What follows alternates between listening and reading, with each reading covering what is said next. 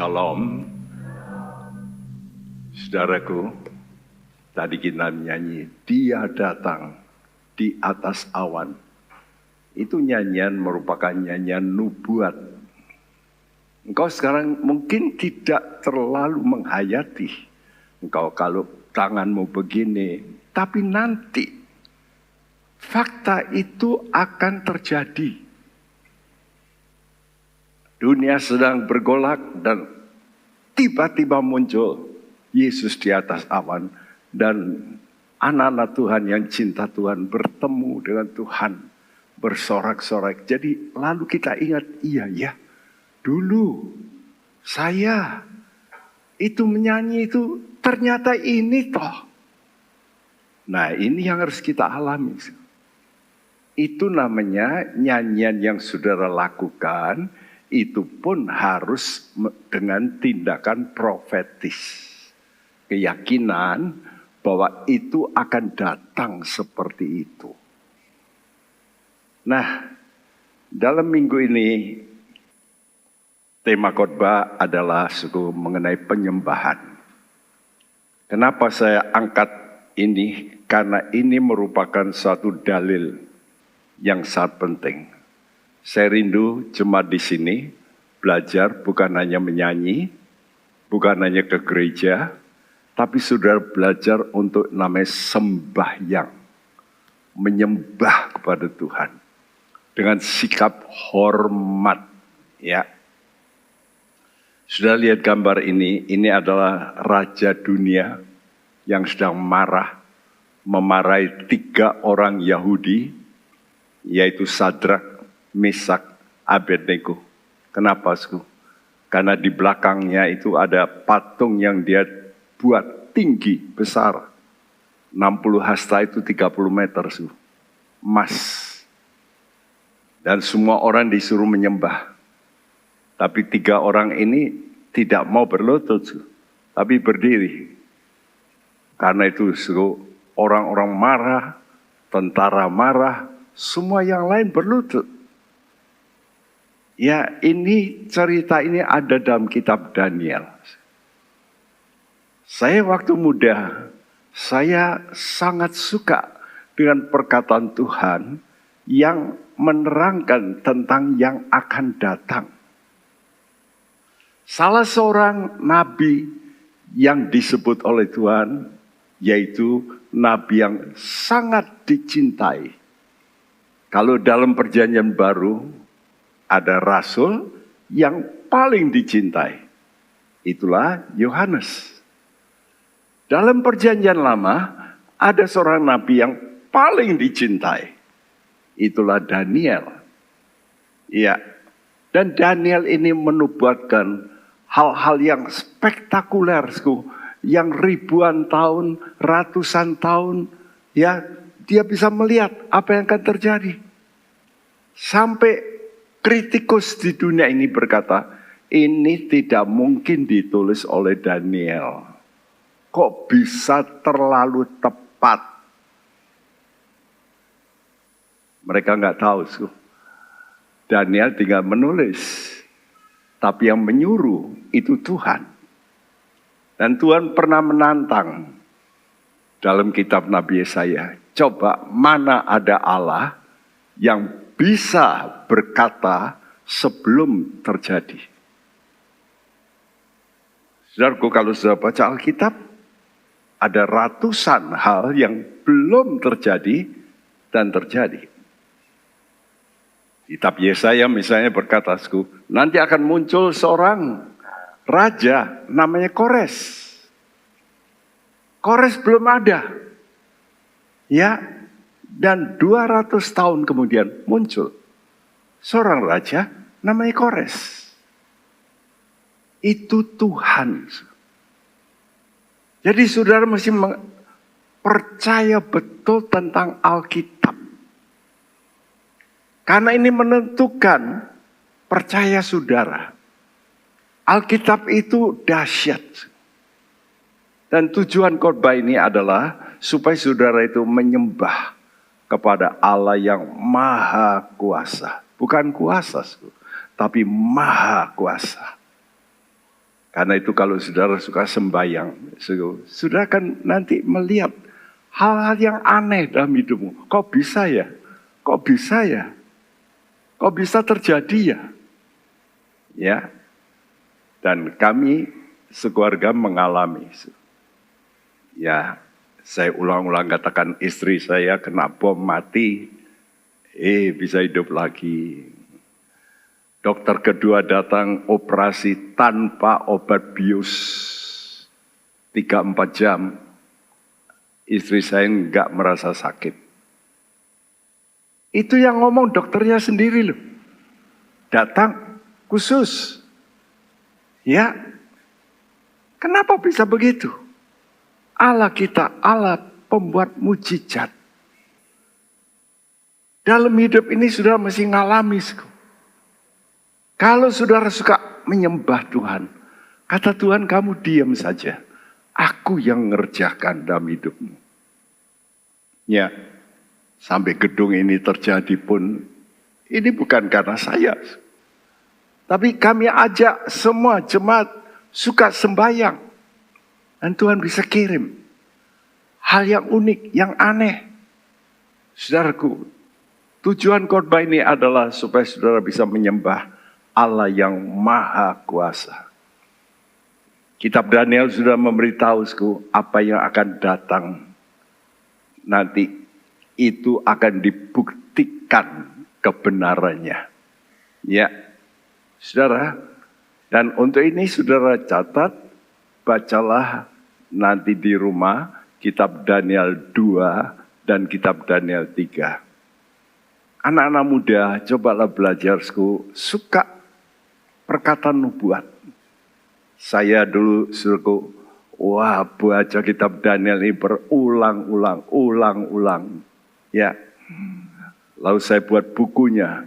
Nah, saudara yang ingin tahu kitab Daniel lebih lengkap, coba nanti beli di toko buku kitab Daniel.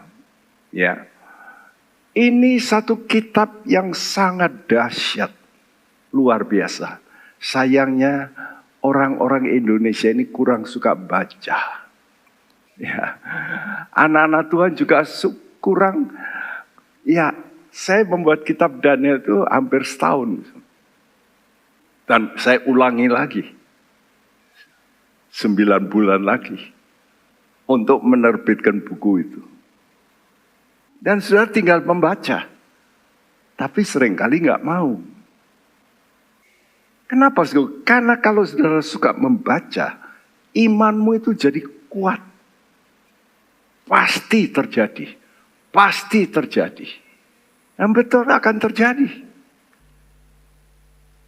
Tolong dibacakan Daniel 2 ayat 44-45. Tetapi pada zaman raja-raja, Allah semesta langit akan mendirikan suatu kerajaan yang tidak akan binasa sampai selama-lamanya. Dan kekuasaan tidak akan beralih lagi kepada bangsa lain. Kerajaan itu akan meremukkan segala kerajaan dan menghabisinya. Tetapi kerajaan itu sendiri akan tetap untuk selama-lamanya. Tepat seperti yang Tuanku lihat, bahwa tanpa perbuatan tangan manusia, sebuah batu terungkit lepas dari gunung dan meremukkan besi, tembaga, tanah liat, perak, dan emas itu. Allah yang Maha Besar telah memberitahukan kepada Tuanku Raja apa yang akan terjadi di kemudian hari. Mimpi itu adalah benar dan maknanya dapat dipercayai. Iya. Kerajaan Babel adalah kerajaan yang luar biasa. Sampai sekarang orang mengagumi. Saya pernah ke Jerman dan saya datang ke museum. Saudara kalau ke luar negeri biasanya kemana? Ke mall. Jarang yang mau ke museum. Ngapain museum? Kalau saya ke museum untuk melihat sejarah bagaimana. Ya, itu barang-barang dari Nebukadnezar di Babel dulu. Diangkut oleh orang Jerman ke Jerman. Lalu dibuat reliksnya kembali. Yang asli. Ya. Dan waktu itu sudah ada benteng kota yang dibuat oleh Nebukadnezar, saudaraku, untuk kuda, ya kereta kuda bisa jalan di atasnya. Jadi bayangkan temboknya tebalnya seberapa? Ya, kuat. Tapi tahukah, Tuhan sudah memberitahu pada zaman Daniel, nanti kerajaanmu akan runtuh. Lu kok bisa? Padahal bentengnya begitu kuat. Saudara tahu kenapa? Tuhan kalau sudah ngomong, pasti terjadi. Penjaga-penjaganya waktu itu bisa ketiduran. Tentara Persia masuk. Karena ketiduran. Loh, siapa yang membuat tidur? Ya Tuhan. Tuhan itu pembuat sejarah. Makanya sejarah hidupmu kalau engkau serahkan pada Tuhan, engkau itu seperti ditaruh di satu jalur yang pasti berhasil. Mau nggak begitu? Atau saudara masih meraba-raba? Bisa enggak ya berhasil hidupku? Kata Tuhan, kalau kamu nurut aku pasti berhasil.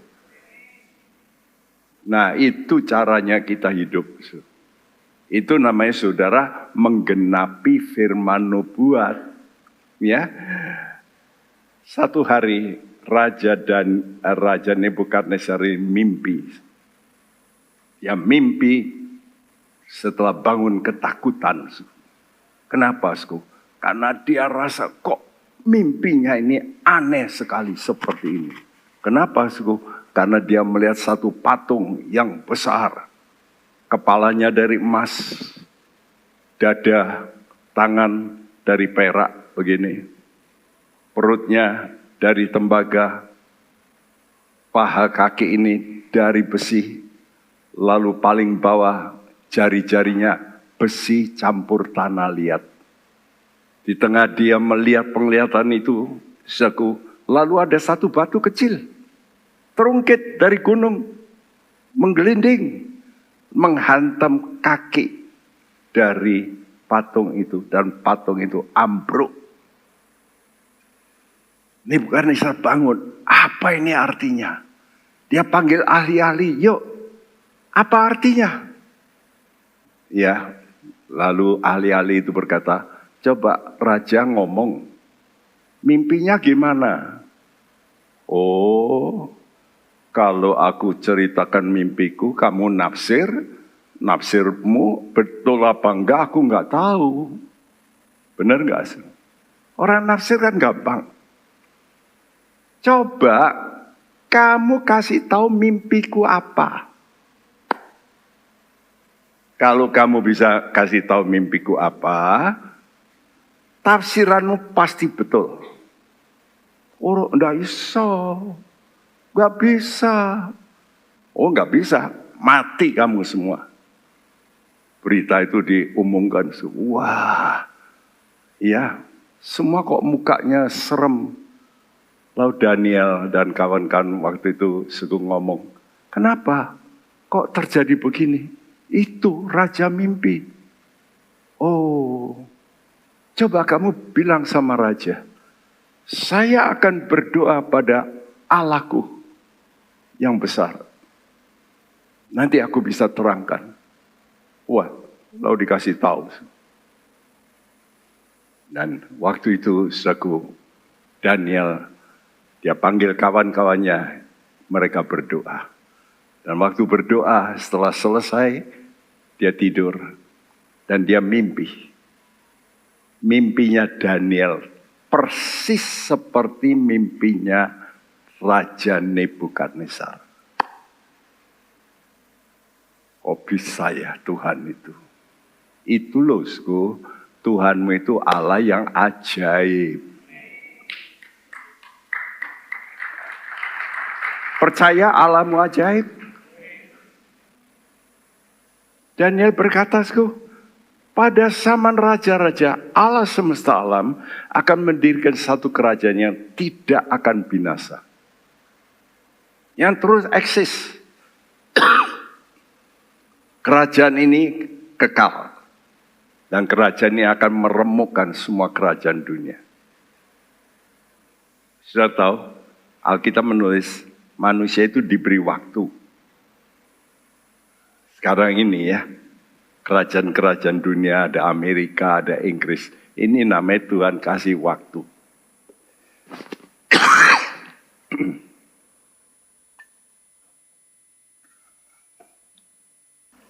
Saya belum sembuh total sih ya, masih ada batunya. Kerajaan Tuhan ini akan menghancurkan semua kerajaan. Kenapa begitu? Karena Tuhan sudah kasih kesempatan kepada manusia untuk memerintah, tapi tambah lama, tambah baik, atau tambah kacau. Sudah lihat sekarang ini gimana? Pemilu kali ini, nanti sudah akan dengar hoax. Bohong itu di mana-mana. Tambah lama, tambah orang rusak. Ini terjadi lagi di Amerika. Orang lagi pusing, ambil senjata. Orang baik-baik ditembaki. Ini pikirannya di mana? Ngapain gitu loh? Mainan tak apa. Tapi itulah dunia. Nah, kerajaan Tuhan akan meremukkan segala kerajaan. Dan kerajaan Tuhan itu diumpamakan seperti batu. Sini katakan, sebuah batu terungkit lepas dari gunung, ya, meremukkan patung itu. Dan huruf putih saya tuliskan, Allah yang Maha Besar telah memberitahukan apa yang akan terjadi di kemudian hari. Nanti jangan kecewa loh, saudara. Waduh, dulu kok saya tidak dikasih tahu akan terjadi begini. Loh, saya ini paling banyak cerita apa yang akan datang. Loh, dulu Pak Bekti kok tidak mau ngomong. Saya sekarang ketinggalan. Piye. Ya piye. Karena Anda nggak mau dengar. Saudaraku. Karena itu Tuhan mengajar doa bagaimana? Bapa kami yang di sorga tinggi, dimuliakanlah namamu, datanglah kerajaanmu. Itu mesti menjadi doa tiap hari dari saudara. Rindu Tuhan memerintah. Tuhan itu digambarkan sebagai gunung batu. Ya, dan Daud menyebut Tuhan itu gunung batu, pertahanan. Karena itu Daud suka lari ke gunung. Untuk apa? Untuk sembunyi dari kejaran, perlindungan dari badai. Ya, Yesus pun berkata bahwa aku akan mendirikan gerejaku di atas batu karang. Apa itu batu karang itu? Yaitu iman, pernyataan iman kita bahwa Yesus itu adalah batu karang kita yang teguh. Nah, ini mesti kita percayai. Ada 3 hal yang saya akan terangkan tentang pentingnya sembahyang. Saya harap saudara menjadi jemaat di sini jangan menjadi orang Kristen biasa-biasa. Kalau saya berkata, ayo berdoa. Iya Pak Bekti, saya sudah berdoa. Kapan berdoa? Ya mau makan. Kalau mau ujian. Kalau mau pergi supaya jangan kecelakaan. Itu namanya berdoa. Tapi yang disebut sembahyang beda. Kalau sudah berdoa itu nggak bisa berlama-lama. Ya itu maksud Tuhan saya mau makan, Tuhan saya mau makan, Tuhan saya mau makan. Orang yang di sekitar mau buat cepat, saya lagi lapar. Kalau berdoa untuk makan nggak perlu panjang-panjang. Tapi kalau saudara sembahyang itu menyembah Tuhan, memuji Tuhan, itu bisa lama sekali. Bisa berjam-jam. Nah, hal yang pertama yang paling penting, yaitu sembahyang, supaya saudara kuat menghadapi kemerosotan moral. Ingat ya, dunia kita ini makin runtuh. Moralnya makin terjun bebas. Dulu nggak ada nikah sejenis. Zamannya Adam dan Hawa. Cuma ada laki dan perempuan. Kalau nggak ada laki dan perempuan, mana bisa keluar Anda? Ya tahu. Tapi sekarang orang nggak mau. Repot. Ya. Ngandung repot. Memang. Repot kalau kawin karena beda. Maunya sama. Kalau sama ya satu jago tinju, yang lain jago tinju. Kenapa begitu sih? Kenapa harus berbeda? Supaya kita ini bisa saling koreksi. Ya, itu maksud Tuhan. Nah, waktu Daniel diberitahu, dia pulang. Coba dibacakan Daniel 2 ayat 17 sampai 20. Kemudian pulanglah Daniel dan memberitahukan hal itu kepada Hananya, Misael dan Azaria teman-temannya, dengan maksud supaya mereka memohon kasih sayang kepada Allah semesta langit mengenai rahasia itu, supaya Daniel dan teman-temannya jangan dilenyapkan bersama-sama orang-orang bijaksana yang lain di Babel. Maka rahasia itu disingkapkan kepada Daniel dalam suatu penglihatan malam. Lalu Daniel memuji Allah semesta langit. Berkatalah Daniel, terpujilah nama Allah dari selama-lamanya sampai selama-lamanya, sebab daripada dialah hikmat dan kekuatan. Iya, doa Daniel ditujukan kepada siapa? Allah semesta langit, the God of heavens, Allah yang mempunyai langit jagat. Coba sudah lihat langit, ada berapa bintang? Bisa ngitung? Ya, langit kita ini penuh dengan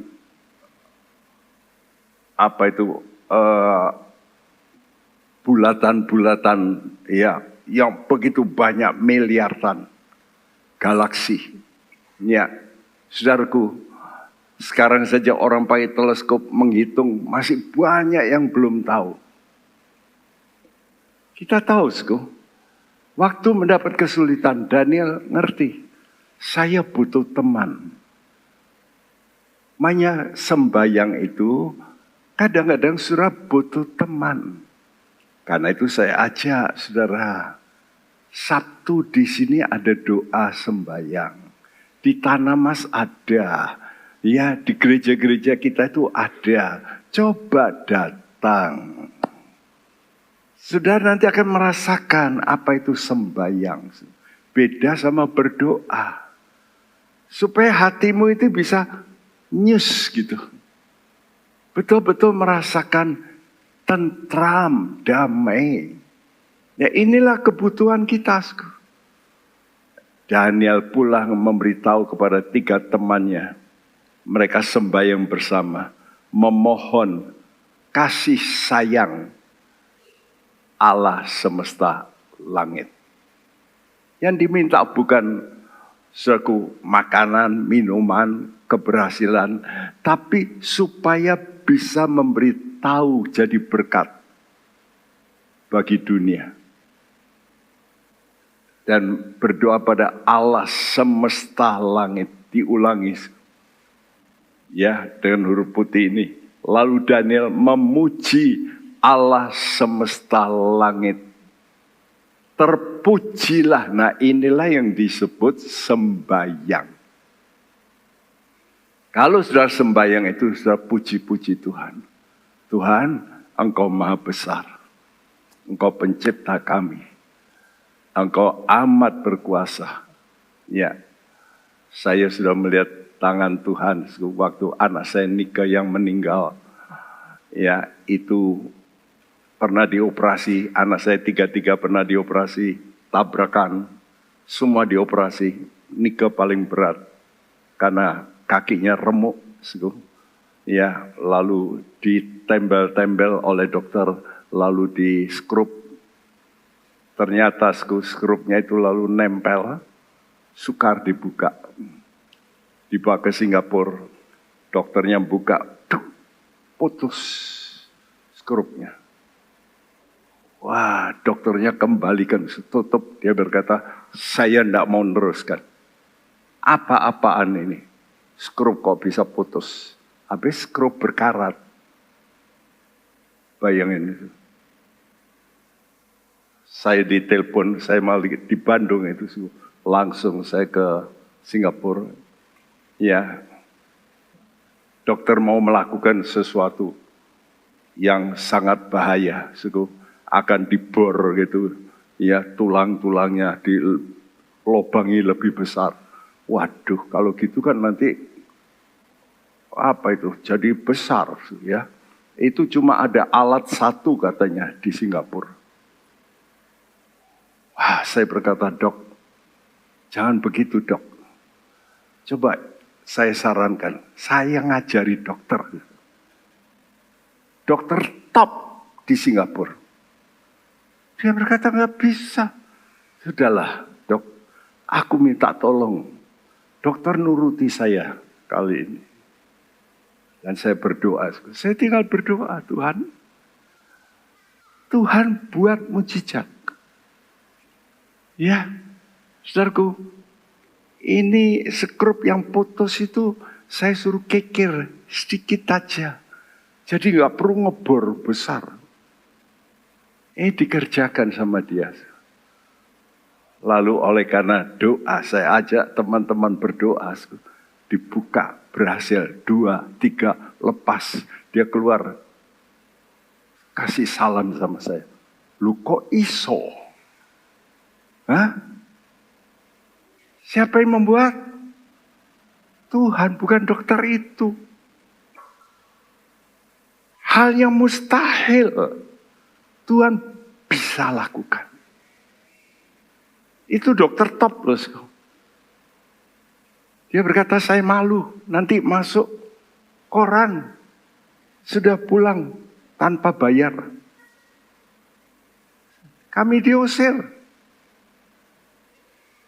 Tuhanku lebih besar dari dokter itu. Dia maha kuasa. Kenapa di sini, Karena kalau kita berdoa minta belas kasihan, sayangnya Tuhan, maka dikatakan daripada dialah apa? Hikmat dan kekuatan. Ya, dan ayat 21 sampai 23 diulangi, tidak perlu kita baca. Ya.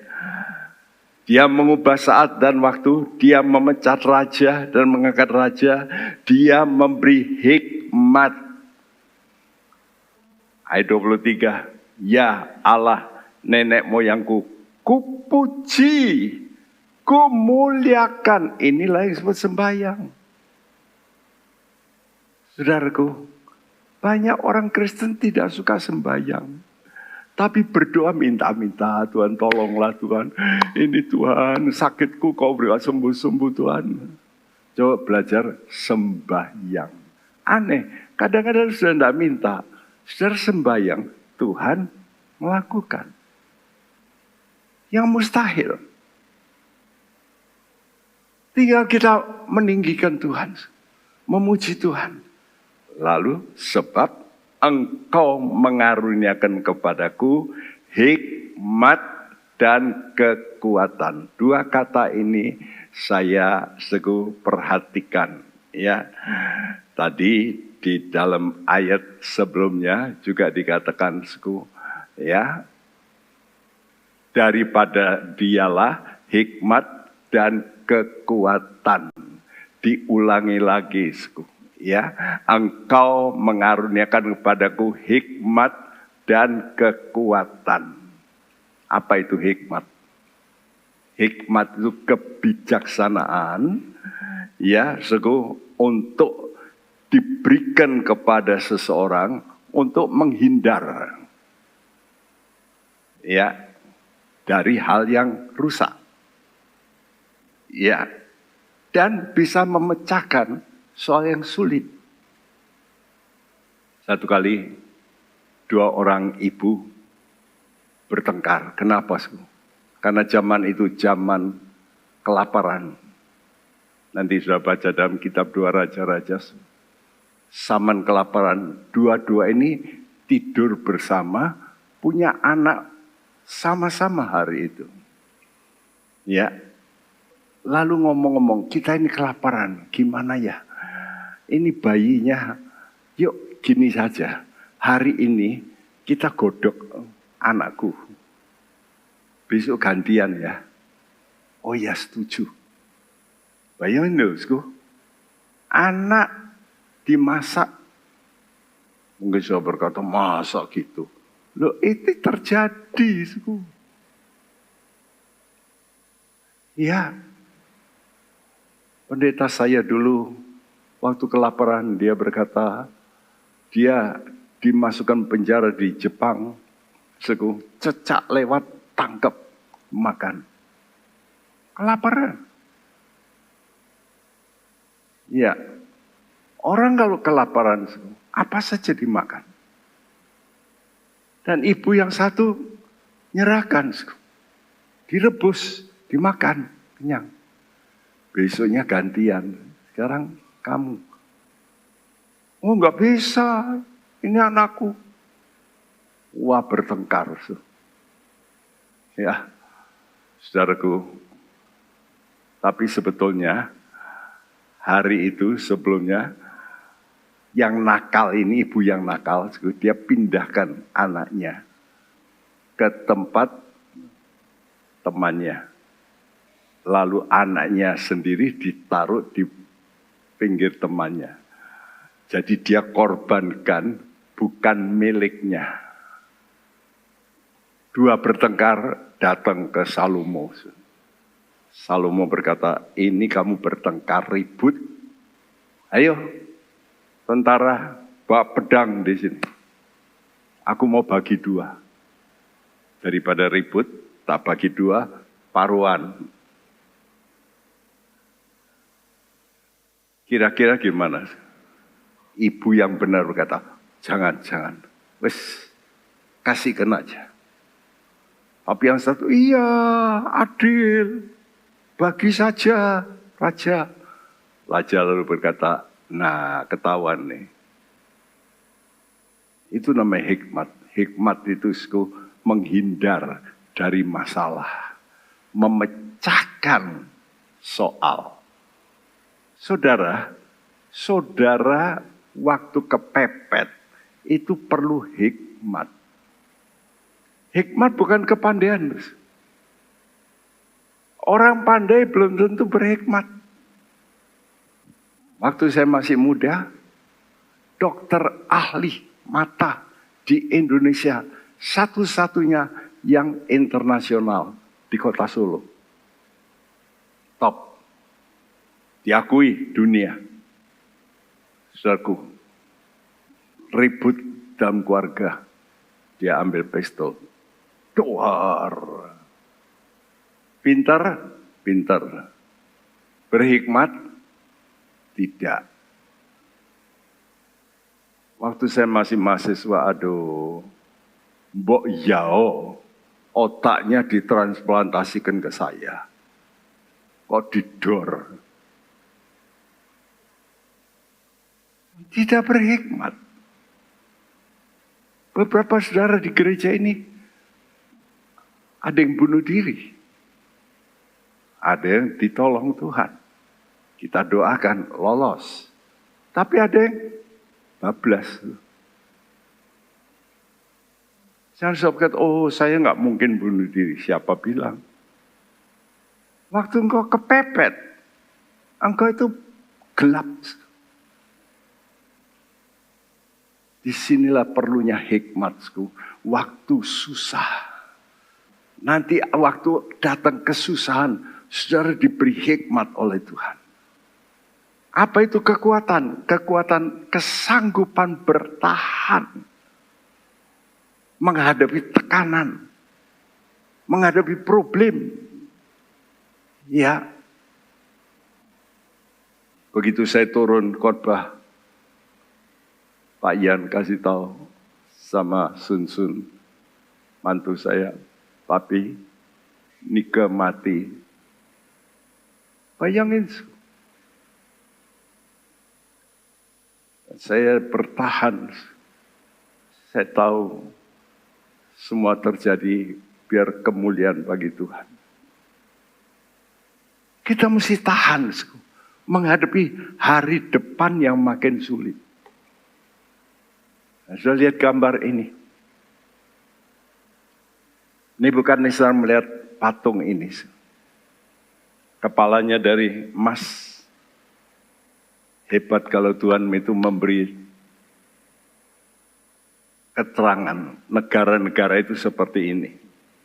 Ya, lalu dadah ada tangannya dua. Kenapa, Bosku? Karena setelah Babylon muncul negara yang disebut Persia. Disebut Persia besar. Great Persian. Dari dua negara gabung, merger. Ini loh, dua tangan merger. Kok bisa ya Tuhan itu? Lalu ketiga, Grika. Grika ini raja pertamanya Alexander the Great. Ya, sudah tahu Alexander ini pernah nguruk laut. Zaman itu. Laut diuruk, kenapa sih? Karena ada satu pulau disuruh menyerah, tidak mau. Mereka punya armada kapal. Mereka ngece ya kepada Alexander. Alexander, lihat nanti. Tentaranya dia berkata, stop di sini. Mari uruk laut. Itu tahun 2300 tahun lalu. Dia melakukan itu. Akhirnya kena. Itu Alexander. Umur 26 tahun ini raja dunia paling cepat mengalahkan dunia.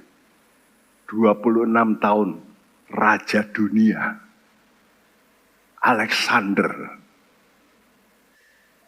Saudara, tapi runtuh juga. Kenapa?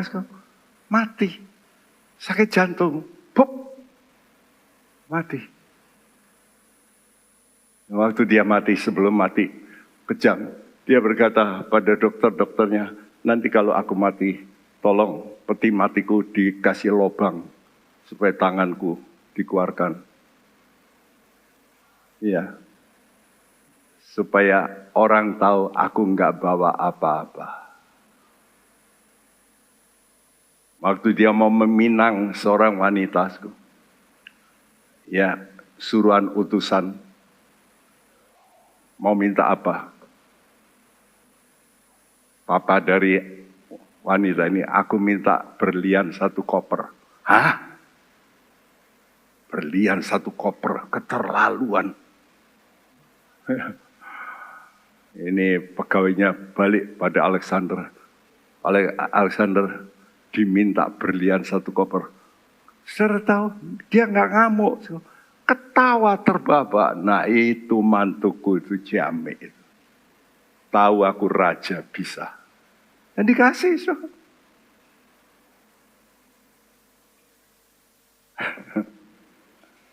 Saudara tahu nama perempuan itu siapa?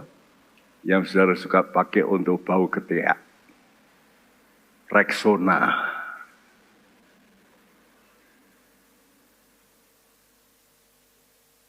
Alexander, 26 tahun jadi raja dunia. Tapi akhirnya mati, runtuh juga. Diganti kerajaan Roma. Sudah lihat tahu? 2 kaki sekarang. Dari besi. Kalau Grika ini dari tembaga. Lalu jadi besi. Lalu 2 kaki. Ternyata kerajaan Roma ini pecah. Roma Barat, Roma Timur. Loh, Tuhan itu kasih gambaran itu begitu. Lalu sampai ke bawah, ke jari-jari kaki. besi plus tanah liat. Ini menunjukkan kerajaan Roma itu terus berjalan terus sampai sekarang yang disebut Roma baru. Ya, New Roman Empire. Sekarang ini dunia New Roman Empire. Kenapa? Karena semua sistem di dunia ini sekarang sistem Roma. Walaupun kerajaan, rajanya nggak laku, betul? Yang mimpin siapa? Ya, trias politika, eksekutif, yudikatif, ya toh. Jadi ada 3 yang menguasai. Di Indonesia juga sama. Aneh ya. Nah, itu terjadi. Tapi ada satu batu menghantam kaki itu. Lihat, emas itu berat jenisnya 19,3. Perak 10,49. Tembaga 893. Besi 7874. Tanah liat besi 1,93. Berarti dunia kita ini moralnya merosot 10 kali. Tinggal 10% dibandingkan orang dulu. Orang dulu itu sangat betul-betul memperhatikan etika. Sekarang nggak ada etika. Tusuk dari belakang. Dulu kan dia gitu, ayo perang. Malah dikasih anggarnya. Ya, nih pisaunya. Ya, tanding. Sekarang ada yang gitu. Oh, tak sabet dari belakang. Rusak. Ini yang pertama, sembahyang membuat saudara tahan menghadapi kerusakan moral yang makin hancur di dunia ini. Kedua, sembahyang supaya saudara kuat menghadapi kekerasan dan kehinaan. Sudah keras, hina lagi. Saudara, pemerintahan dunia pada akhir zaman ini dilambangkan oleh Tuhan seperti ini. Campuran besi, tanah liat. Besi keras, tanah liat empuk. Ya. Dunia kita yang sekarang ini kuat dalam sistem. Ya, tapi lemah, hina dalam moral. Contoh di Amerika sekarang. Orang boleh ke mall, boleh ngambil barang di bawah $1.000. Boleh. Masuk aja mall, saudara angkut aja barang, tanpa bayar. Ono negara seperti itu. Ini Amerika loh. Saya lihat gambar-gambar itu, viral. Orang suntik, obat bius. Obat bius mahal. Sekarang pakai kimia. Telernya seperti zombie. Melingkar-lingkar, muter-muter. Cacing. Ini Amerika. Orang boleh ngambil di toko-toko. Ya toko-toko banyak yang tutup. Toko-toko yang bagus-bagus dipecah. Ini Amerika loh. Orangnya pinter-pinter. Ya tahu kuat. Itu loh, sistem itu kuat. Ngaturnya hebat. Tapi moralnya ambrol. Saya dapat gambar ini. Kalau sudah lihat kaki seperti ini, jijik apa enggak ini? Ya, saudaraku, jadi dalam kekerasan itu ada kehinaan. Ini gandeng. Kenapa? Karena manusia ini menjauh dari Tuhan. Menjauh dari Allah, akibatnya mendekat pada nafsu. Saudara kalau mau dekat sama Tuhan, saudara mesti tahan nafsu. Saudara mesti no, tidak boleh. Karena itu Tuhan melarang. Sekarang obrol lah, tidak usah larang-larang. Sampai orang Indonesia, Chinese di sana, terpaksa sekarang bawa pistol juga. Dia pikir, gimana Pak Bukti? Dianjurkan kami ini supaya bawa pistol. Coba pengen hidup penuh ketakutan. Ya, menjauh dari Allah karena mendekat pada kepentingan duniawi nafsu. Lukas 21 ayat 34 sampai 36. Jagalah dirimu supaya hatimu jangan syarat oleh pesta pora dan kemabukan serta kekhawatiran hidup. Dan supaya hari Tuhan jangan dengan tiba-tiba jatuh ke atas dirimu seperti suatu jerat. Sebab ia akan menimpa semua penduduk bumi ini. Berjaga-jagalah senantiasa sambil berdoa, supaya kamu beroleh kekuatan untuk luput dari semua yang akan terjadi itu. Dan supaya kamu tahan berdiri di hadapan Anak Manusia. Kata Tuhan, selalu Tuhan itu kasih garis ya, jangan keterlaluan. Kamu boleh pesta, tapi jangan pesta pora. Bentar-bentar pesta. Ini sekarang zamannya. Apalagi orang-orang yang cukup kaya ya, saya perhatikan. Ayo jalan-jalan, ayo jalan-jalan. Jadi pesta pora. Lalu kalau sudah jalan-jalan mesti apa sih? Mesti makan. Habis kalau jalan-jalan tidak makan gimana?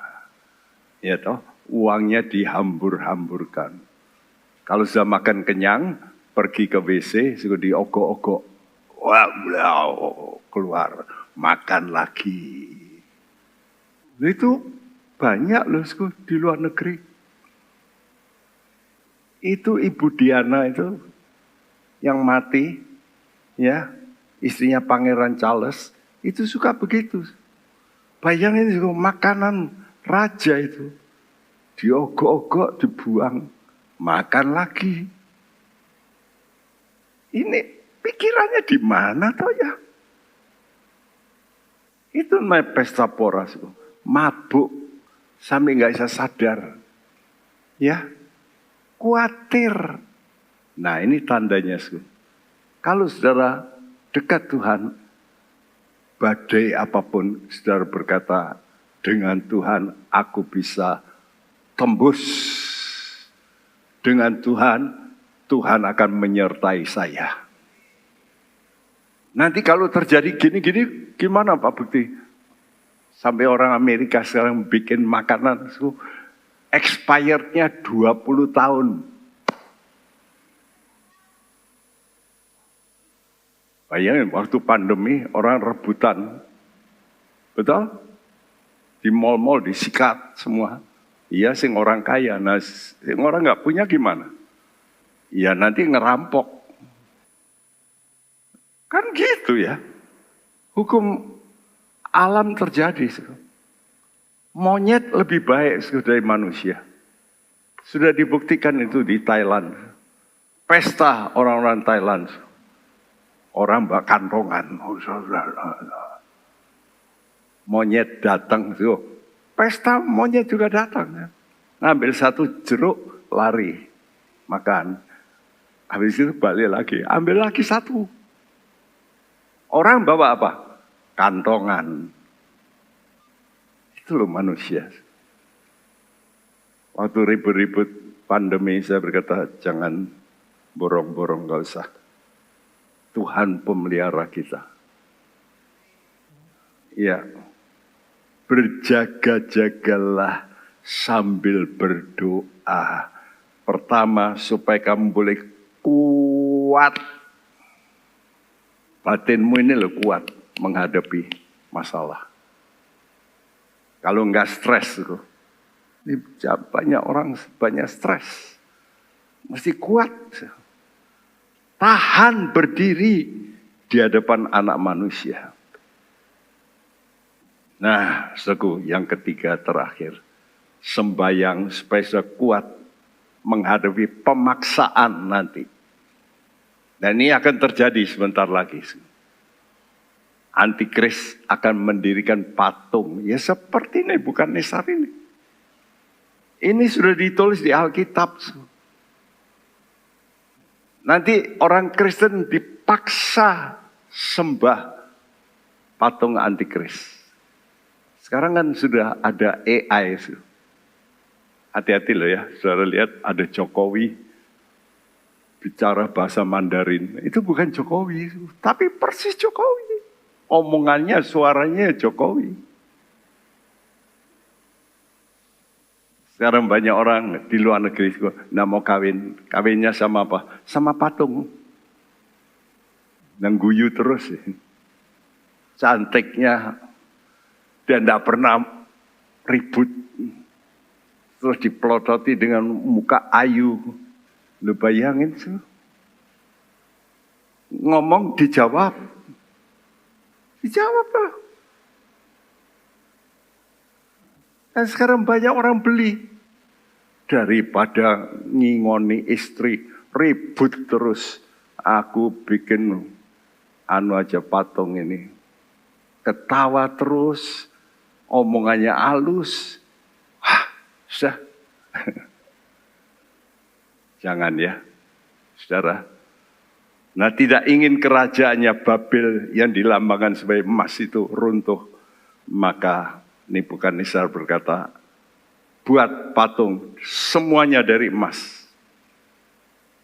Bayangin berapa meter itu, berapa kilo emas. Ya, saudaraku, dan semua rakyat diwajibkan sembahyang. Dan ini akan terjadi pada akhir zaman. Nanti sudah baca dalam Wahyu 13 ayat 15. Ya, dan waktu raja melihat 3 orang tidak mau sembahyang, saudaraku, maka dia marah. Lalu saudaraku dimarahi, ayo mau enggak? Kalau enggak mau, kamu tak lempar ke dapur api. Dengarkan pernyataan 3 orang ini, Daniel 3 ayat 16-18. Lalu Sadrak, Mesak, dan Abednego menjawab Raja Nebukadnezar, tidak ada gunanya kami memberi jawab kepada Tuanku dalam hal ini.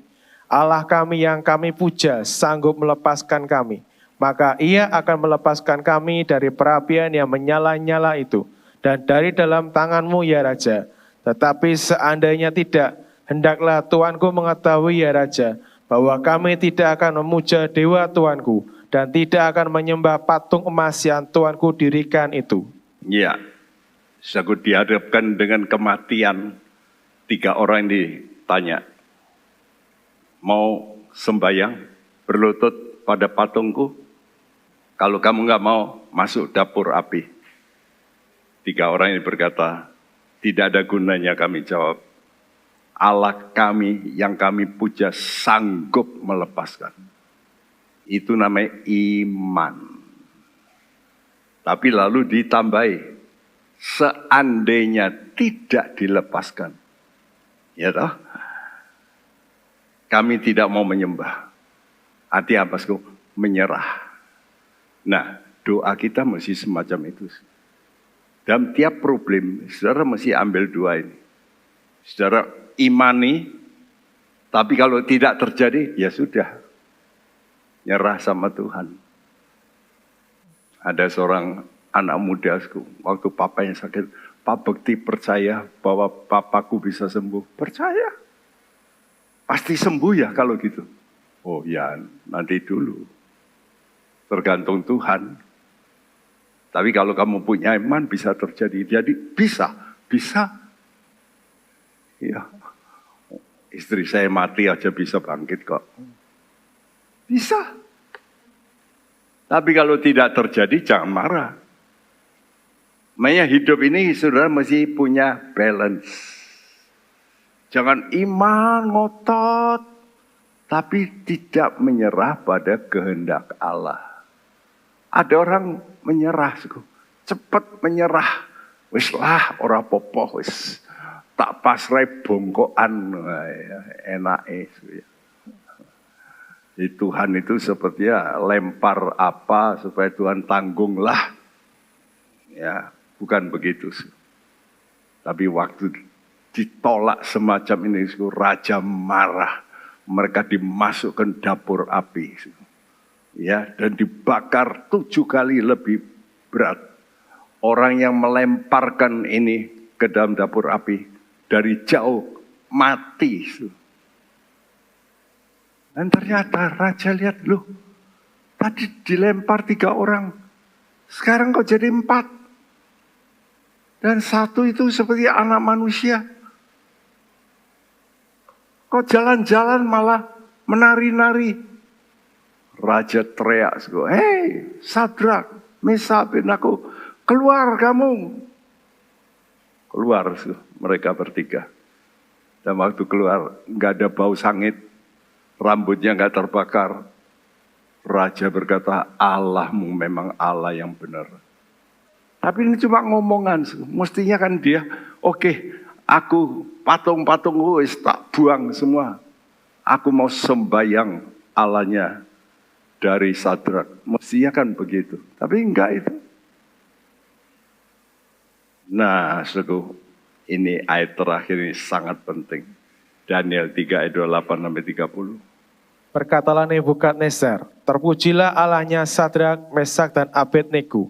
Ia telah mengutus malaikatnya dan melepaskan hamba-hambanya yang telah menaruh percaya kepadanya dan melanggar titah raja, dan ia menyerahkan tubuh mereka karena mereka tidak mau memuja dan menyembah Allah manapun kecuali Allah mereka.